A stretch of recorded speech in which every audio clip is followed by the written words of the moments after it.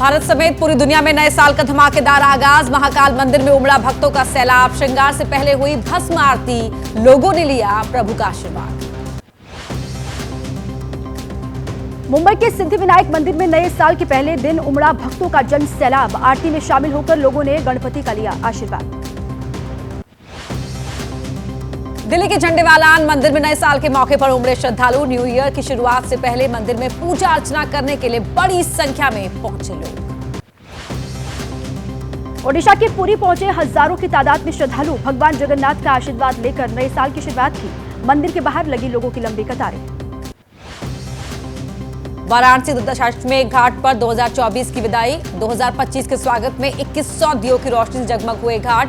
गंगा आरती में लाखों श्रद्धालु हुए शामिल। नए साल के मौके पर अमृतसर में दिखी धूम। स्वर्ण मंदिर में भारी संख्या में जुटे श्रद्धालु। 2025 की शुरुआत से पहले गुरुद्वारे में लोगों ने मत्था टेका।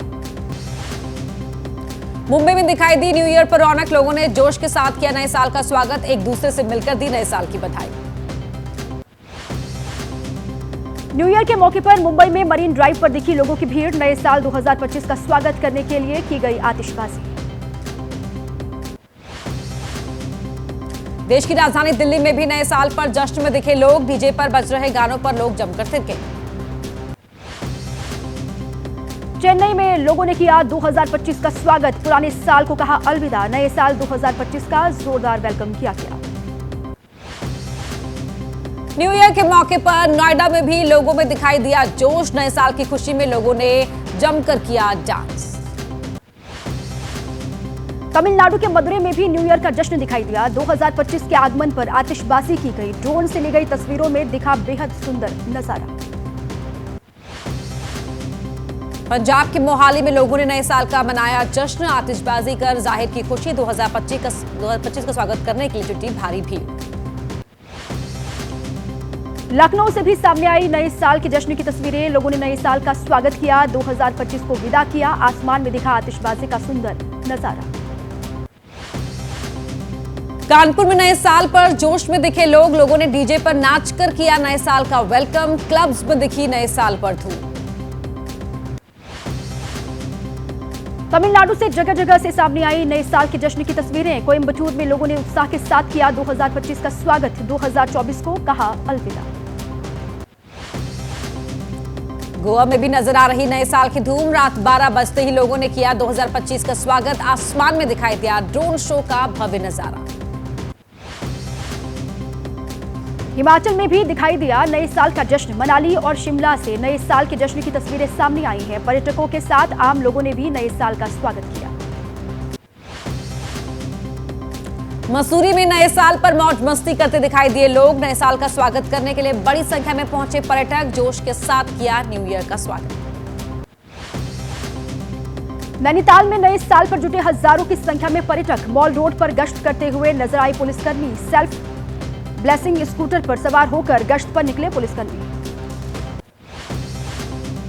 लखनऊ में न्यू ईयर पर भी हुड़दंग से बाज नहीं आए कुछ युवा। लोहिया पार्क में चल रहे कार्यक्रम में किया हुड़दंग। माहौल बिगड़ने की आशंका को देखते हुए पुलिस ने कार्यक्रम बंद कराया।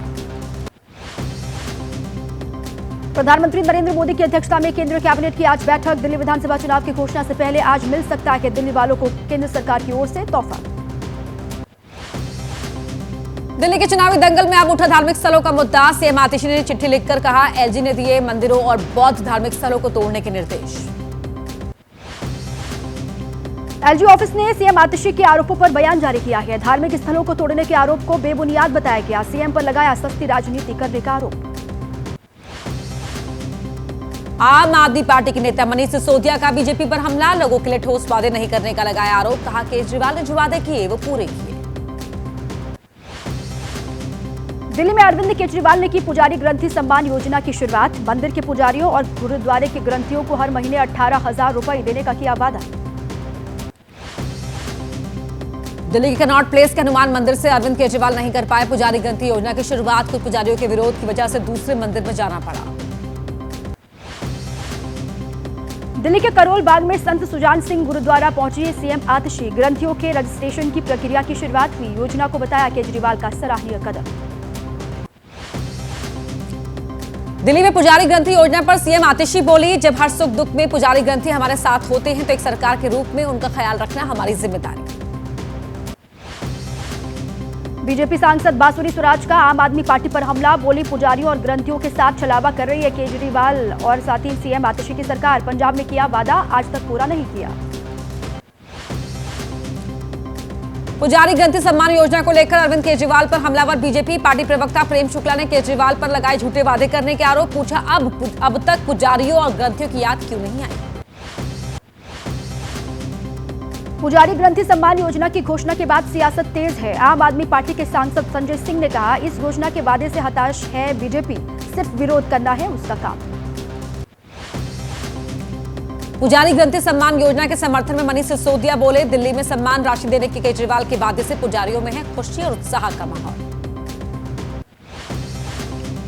पुजारी ग्रंथि योजना के बहाने एआईएमआईएम नेता शोएब जमई ने केजरीवाल पर उठाए सवाल, पूछा अगर 18,000 की सैलरी पुजारी और ग्रंथि को मिल सकती है तो मौलवी और पादरी को क्यों नहीं।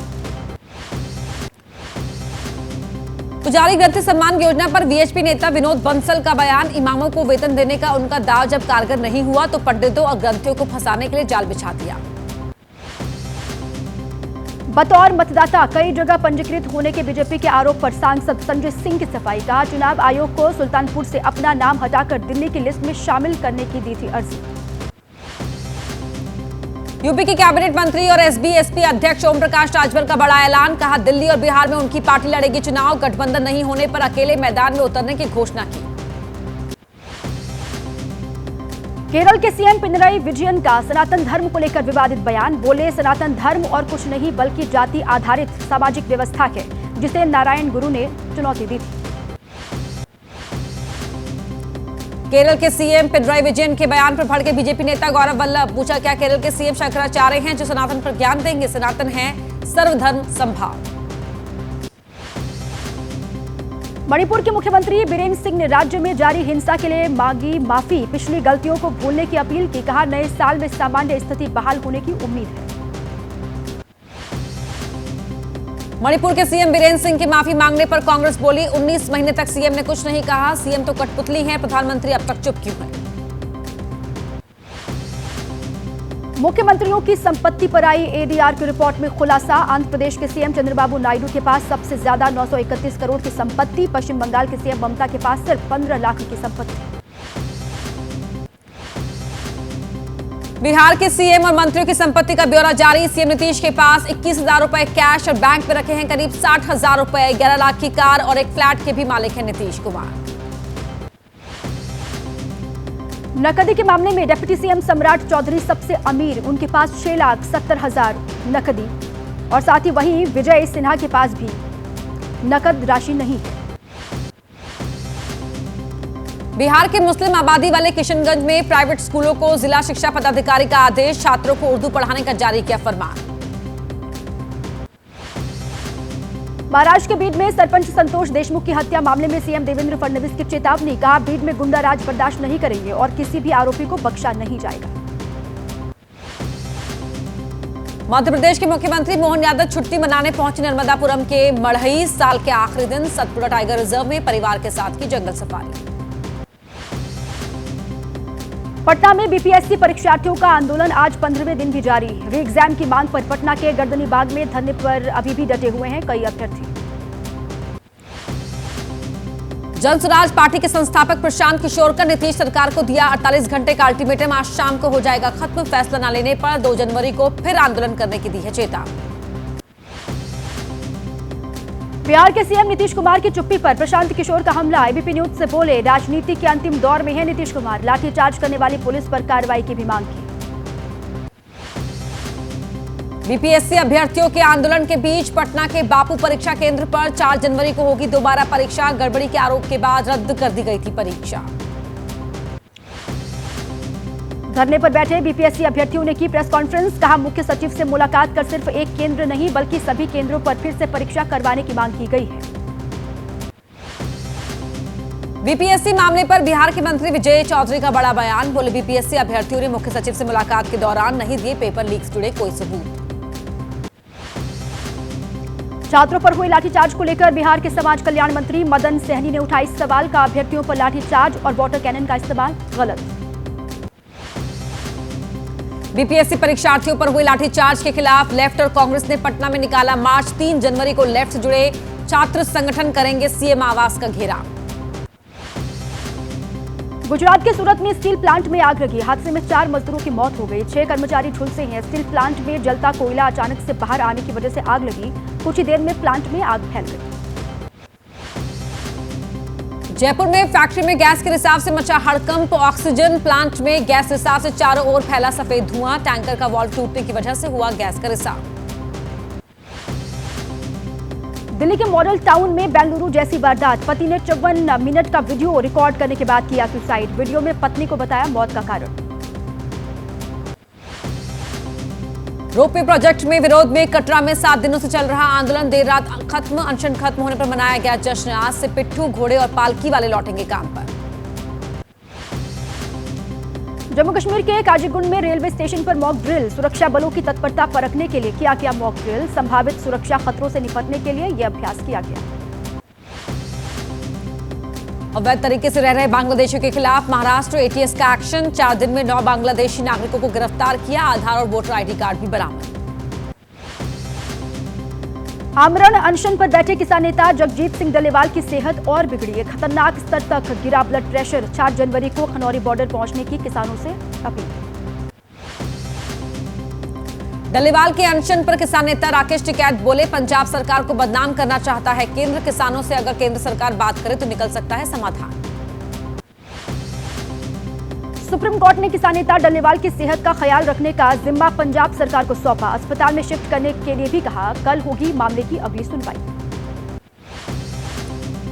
बिहार के मुजफ्फरपुर में गोली मारकर पूर्व सरपंच की हत्या। बाइक सवार 2 बदमाशों ने दिया वारदात को अंजाम। लकड़ी का कारोबार करता था पूर्व सरपंच।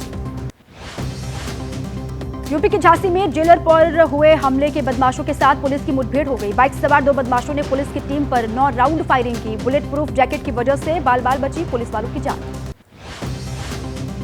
यूपी के बस्ती में स्वाट टीम के साथ बदमाश की मुठभेड़। घिरता देख बदमाश ने स्वाट पर किया की फायरिंग। पुलिस की जवाबी कार्रवाई में घायल हुआ बदमाश। यूपी के मेरठ में मुठभेड़ के बाद 2 बदमाश गिरफ्तार किए गए। आरोपी के पैर में गोली लगी। बीजेपी नेता के रिश्तेदार के अपहरण और हत्या मामले में थी आरोपी की तलाश। मध्य प्रदेश के कटनी में जूलर्स के यहां हुई डकैती का सीसीटीवी फुटेज आया सामने। डकैती में शामिल थे 12 बदमाश। 20 किलो चांदी, 180 ग्राम सोना, 2 लाख नकदी की डकैती। अभी तक पुलिस के हाथ खाली। कानपुर में ज्वेलर्स के घर में डकैती। 1 करोड़ से ज्यादा की ज्वेलरी और नकदी की चोरी। बदमाशों का सुराग तलाशने के लिए ली गई फॉरेंसिक टीम की मदद। झारखंड के गिरिडीह में पकड़े गए 4 साइबर ठग। आरोपियों के पास 14 मोबाइल और 20 सिम बरामद। फर्जी ऐप के जरिए लोगों के बैंक अकाउंट में लगाते थे सेंधमारी। मुरादाबाद में गौकशी के आरोप में युवक की पिटाई का मामला। इलाज के दौरान घायल युवक की मौत। पुलिस ने मामला दर्ज करके जांच पड़ताल शुरू की। एटा में जीएसटी में हेराफेरी का मामला। करोड़ों रुपए की जीएसटी चोरी का आरोप। बड़े स्क्रैप कारोबारियों के यहां पड़े जीएसटी टीम के छापे। 1 करोड़ 20 लाख रुपए का माल seize. Universal law community trust का रौब दिखाकर गाजियाबाद में एक शख्स ने पुलिस से बदसलूकी की। कार पर लगाया था फर्जी नंबर और जांच के दौरान झूठे निकले तमाम दावे। पुलिस ने किया गिरफ्तार। कार भी सीज की। मुंबई में संजय गांधी नेशनल पार्क में युवकों पर मधुमक्खियों ने हमला किया। जंगल में ट्रैकिंग करने गए थे 10 लड़के। प्रशासन ने समय रहते सभी का रेस्क्यू किया। 3 युवक अस्पताल में भर्ती हैं। भोपाल की यूनियन कार्बाइड फैक्ट्री के गोदाम से हटाया जा रहा है जहरीला कचरा। लोडिंग में जुटे 400 एक्सपर्ट कर्मचारी। कचरा हटाने के लिए 126 करोड़ रुपए खर्च कर रही है सरकार। तेलंगाना में हाईवे पर नजर आया तेंदुआ। राहगीरों ने वीडियो बनाकर वायरल किया। निर्मल जिले के दिलावरपुर इलाके का बताया जा रहा है ये वायरल वीडियो। जम्मू कश्मीर के श्रीनगर में शीतलहर का कहर जारी। न्यूनतम तापमान -3 डिग्री तक पहुंचा। आज और कल कश्मीर के ऊंचे इलाकों में हो सकती है हल्की बर्फबारी। प्रयागराज महाकुंभ में आज अटल अखाड़े की होगी पेशवाई। सुबह 11 बजे बख्शी बांध स्थित आश्रम से शुरू होगी पेशवाई। अखाड़े के साधु संत गाजे बाजे के साथ करेंगे कुंभ क्षेत्र में प्रवेश। 13 जनवरी से प्रयागराज में होने जा रही महाकुंभ की शुरुआत। महाकुंभ के सफल आयोजन के लिए जोर शोर से चल रही हैं तैयारियां। दिव्य भव्य महाकुंभ को लेकर की जा रही हैं तमाम व्यवस्थाएं। प्रयागराज महाकुंभ के लिए रेलवे की तैयारियां। महाकुंभ के लिए 3000 स्पेशल ट्रेनों का संचालन होगा। 10,000 रेगुलर ट्रेनें चलाई जाएंगी। लंबी और कम दूरी की ट्रेनें शामिल।